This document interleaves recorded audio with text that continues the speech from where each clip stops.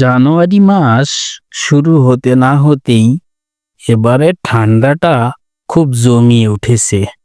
এই এলাকায় সন্ধ্যা নামতে না নামতেই জায়গাটা একদম শুনশান মনে হয়। কোনো জনমানুষের চিহ্ন পর্যন্ত পাওয়া যায় না। এরই মধ্যে রমেশ বাবু তার ভ্যান গাড়ি নিয়ে বিশেষ ডাকে চলেছে। গায়ে চাদর জড়িয়ে ভ্যান গাড়ির সামনে একটি লণ্ঠন ঝুলিয়ে রমেশ তার ভ্যান চালিয়ে চলেছে। যদিও যাবার তার তেমন ইচ্ছে নেই। আমাদের এই জমিদার বাবুর কি খেয়ে দে কোনো কাজকর্ম নেই, কে জানে কি করে, যখন তখন এইভাবে ভ্যান নিয়ে ডাক দেয়। প্রায় বলি, আমিও তো মানুষ নাকি, এইভাবে শীতের রাতের বেলা বেরোতে কারো ভালো লাগে নাকি? যাই দেখি কি আদেশ করবেন আবার আমাকে। উনি তো জমিদার মানুষ, ওনাকে তো আর না বলা যায় না। যা বলবো তাই শুনতে হবে। রমেশ একা একা এসব কথা বলতে বলতে জমিদার বাড়ির কাছাকাছি চলে এলো সে। গ্রামের মধ্যে জমিদার বাবুর একতলা পাকা বাড়িটা গ্রামের মাঠের পাশে দাঁড়িয়ে রয়েছে। জমিদার বাবু যে কি জন্য এখানে বাড়ি তৈরি করেছিলেন সেটা রমেশও জানেনি। ভ্যানটা দাঁড় করিয়ে রমেশ এগিয়ে গেল বাড়ির দরপরায়। তারপর ডাক গিয়ে বলল, প্রধান মশাই বাড়ি আছেন? আমি এসে গেছি, আপনি ডাক দিলেন। রমেশের কথা শেষ হতে না হতে দরজা খুলে ব্যস্তভাবে বেরিয়ে এলেন জমিদার প্রধান। আসতে এত দেরি হলো কেন? আমি তো বলেছিলাম একটু সকাল সকাল আসতে। এই কি করব বাবু, এই শীতের সময় একদম বেরুতে ইচ্ছে করছিল না। এখন বলুন আমাকে কি করতে হবে? ঘরের ভেতর একটা জিনিস রাখা আছে, সেটাকে নিয়ে আমার সাথে এক জায়গায় যেতে হবে। আমার কাজ করে দিলে অনেক পয়সা দেব। হ্যাঁ, তবে হ্যাঁ, ঘটনাটা কিন্তু কাউকে বলা যাবে না। হ্যাঁ, আমি লোককে কেন শুধু শুধু এসব কথা বলতে যাব? দোলুন চলুন তো কি আছে, কি দিবেন আমাকে? এরপর জমিদার বাবু রমেশকে নিয়ে একটু ইতস্তত করে ঘরের মধ্যে ঢুকলেন। ঘরে ঢুকেই রমেশ এক প্রকার চমকি উঠল। সে দেখল জমিদার বাবুর ঘরের মেঝেতে সাদা কাপড়ে মোড়ানো একটা লাশ। সেখান থেকে এখনো রক্ত ঝরিয়ে পড়ছে। রমেশ এসব দৃশ্য দেখে চমকে উঠল। ঢোক গিলে বলল, এইটা কি বাবু? এটা তো মনে হচ্ছে একজনের লাশ। আহা, আর এটাকে এই মুহূর্তে এখান থেকে সরিয়ে ফেলতে হবে। তুই একটু ধর, আমাকে সাহায্য কর। কিন্তু বাবু, আমি কাজ পারবো না, কোনো লাশে আমি হাত দিতে পারবো না। শোন রমেশ, আমি তোকে অনেক টাকা দেব, তোর কোনো চিন্তা থাকবে না। আর আমাকে যদি সাহায্য না করিস, তোর কিন্তু ক্ষতি হয়ে যাবে। সেটা কি তুই চাস? জমিদার বাবুর কথায় রমেশ অনেকটা ভয় পেয়ে গেল। সে এই কাজে রাজি হয়ে গেল, যদিও তার ইচ্ছে করছিল না এসব কর্মকাণ্ডের মধ্যে কোনোভাবে এসে যেতে। তবু এ কাজে রমেশের না করার কোনো উপায় খোলা ছিল না। জমিদার বাবুর সাহায্যে রমেশ লাশটাকে ধরে ভ্যানের উপরে তুলল। জমিদার বাবু গম্ভীর গলায় আদেশ করলেন, তাড়াতাড়ি চল, জঙ্গলে একটা শুনশান জায়গায় নিয়ে যাবি। সেখানে গিয়ে লাশটাকে পুঁতে ফেলতে হবে। বাবু, এই লাশটা কাজ, সেটা তোর জানবার বিষয় নয়। তোকে যে কাজটা করতে বলেছি তাড়াতাড়ি করবি। চল। অগত্যা কথা না বাড়িয়ে লাশ আর জমিদার বাবুকে ভ্যানে করে নিয়ে জঙ্গলের দিকে ছুটে চলল রমেশ। রমেশের বুক তখনও কাঁপছে। সে বুঝতে পারছে আজকে রাতের ঘটনা কোনোদিন সে কাউকে বলতে পারবে না যতদিন সে বেঁচে থাকবে।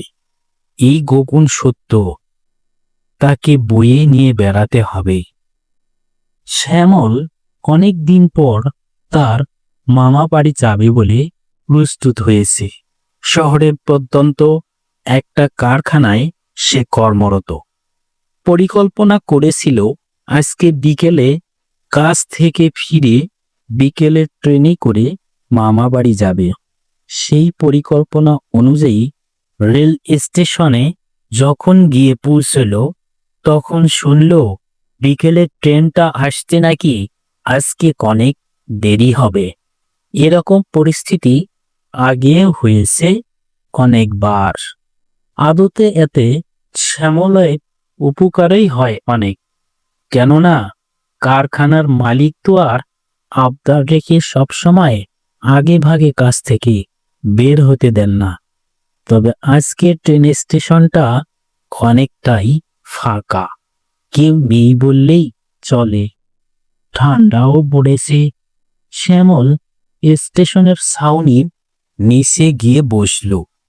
খিদাটাও পেয়েছে খুব জব্বর, কিন্তু চারিপাশে কোনো ফেরিওয়ালা নেই।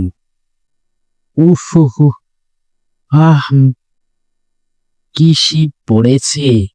সবাই শীতের জন্যই বোধহয় আগে ভাগে ঘরে ঢুকে পড়েছে। কারোর বেরোবার কোনো নামই নেই। আসলে যতক্ষণ ট্রেনটা না আসবে ততক্ষণ আমাকে এভাবেই পিঠ মুড়ে বসে থাকতে হবে, কিচ্ছু করার নেই। উফু। বেশ কিছুক্ষণ বসে আছে শ্যামল। হঠাৎ তার পাশে এসে বসল এক মহিলা। মহিলাটি এখনো আধুনিক হতে পারেনি। পরনে শাড়ি, ঘোমটাটা মুখ পর্যন্ত টানা। মহিলা এসে হঠাৎ তার পাশে বসল। শ্যামল একটু ইতস্তত বোধ করল। তারপর জিজ্ঞেস করল, এই মানে আপনি কোথাও যাবেন নাকি? কিন্তু মহিলাটি তার কথার কোনো উত্তরই দিল না। শ্যামল একটু ঘাবড়ে গেল। মহিলার সাথে আর কোনো কথা বলবার প্রয়োজন বোধ করল না সে। সত্যি বলতে তার প্রশ্নের উত্তর দিল না বলে সে একটু মনক্ষুণ্ণই হলো। বেশ কিছুক্ষণ চুপ করে বসে থাকার পর হঠাৎ মহিলাটি শ্যামলকে জিজ্ঞেস করল, আপনার কি রাতের বেলা ট্রেন ভ্রমণ করতে ভালো লাগে? শ্যামল একটু চমকে উঠল। তারপর উত্তর দিল, হ্যাঁ, মানে আসলে আমি যে কারখানায় কাজ করি, কাজ শেষ করে সেখান থেকে আসতে আসতে অনেকটা দেরি হয়ে যায়, তাই জন্যই। আমারও এক সময় খুব ভালো লাগতো রাত্রিবেলা ট্রেনে যাতায়াত করতে। এখন আর সুযোগ হয়ে ওঠে না, তাই মাঝে মাঝে এখানে বসে থাকি। তাই নাকি? সত্যি, কোনো জিনিসকে ছেড়ে দিলে সেটা যদি স্মৃতি হয়ে যায় তাহলে খুবই খারাপ লাগে। কিন্তু আপনার বাড়ি কি এখানে? হ্যাঁ, এক সময় এখানেই ছিল, এখন আর নেই। তাই নাকি? তো আপনার অন্য কোথাও? শ্যামলের এই প্রশ্নের রাধিকা বলল, মনে হচ্ছে আপনার ট্রেন চলে এসেছে। ওই দেখুন, আলো দেখা যাচ্ছে। শ্যামল তার কথা মতো সেই দিকে তাকালো, দেখল সত্যি ট্রেন আসছে। এক সময় স্টেশনে এসে দাঁড়ালো। হঠাৎ সে পাশে তাকাতেই সেই মহিলাটিকে আর দেখতে পেল না। সে একটু ঘাবড়ে গেল। আরে কোথায় গেল? চলে গেল নাকি? কি মেয়ে রে বাবা, নামটাও তো জিজ্ঞেস করা হলো না। সামান্য অপেক্ষা করে শ্যামল ট্রেনের মধ্যে গিয়ে উঠল। ট্রেনের কামরাটাও আজকে ফাঁকা। শ্যামল কামরার ফাঁকা সিটে গিয়ে বসবে। ভাবল, গল্প করবার একটা সঙ্গীও নেই, সারা রাস্তাটা এভাবেই যেতে হবে একা একা।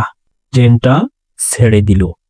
দুর্ভাগ্যবশত একটা ফেরিওয়ালাও ট্রেনের মধ্যে উঠল না।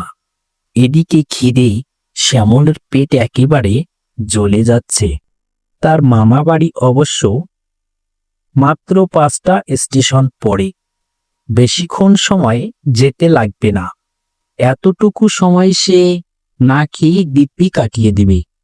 জানালার ধারে বসে আছে সে।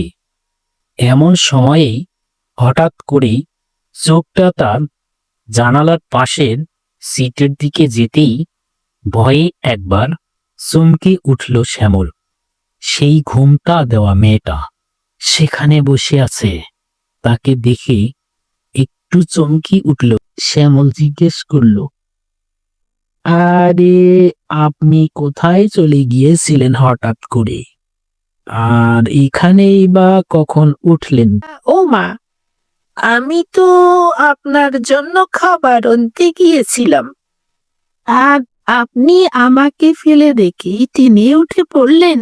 খাবার আনতে গিয়েছিলেন?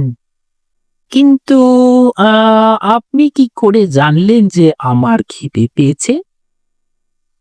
আপনার মুখ দেখেই বোঝা যাচ্ছিল যে আপনি খিদে পেয়েছেন।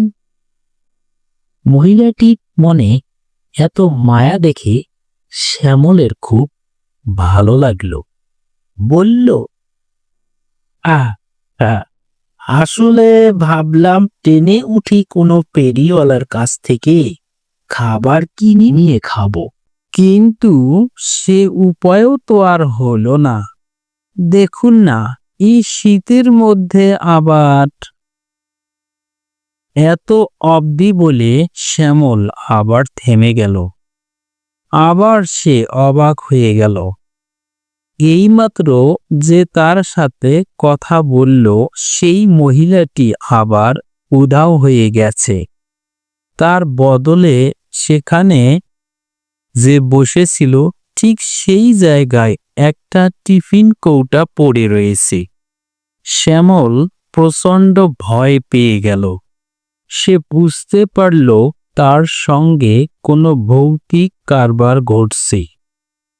সিটে পড়ে থাকা সেই কৌটায় সে আর হাত দেবার কোনো সাহস করল না।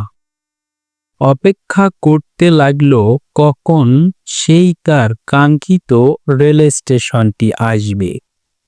এদিকে মামা ট্রেন স্টেশনে বসে অপেক্ষা করছিলেন যে কখন তার ভাগিনা আসবে। সাথে সেই ভ্যান চালক রমেশকেও নিয়ে এসেছিলেন। অবশেষে অপেক্ষার অবসান হলো। ট্রেনটি সেই স্টেশনে চলে আসলো।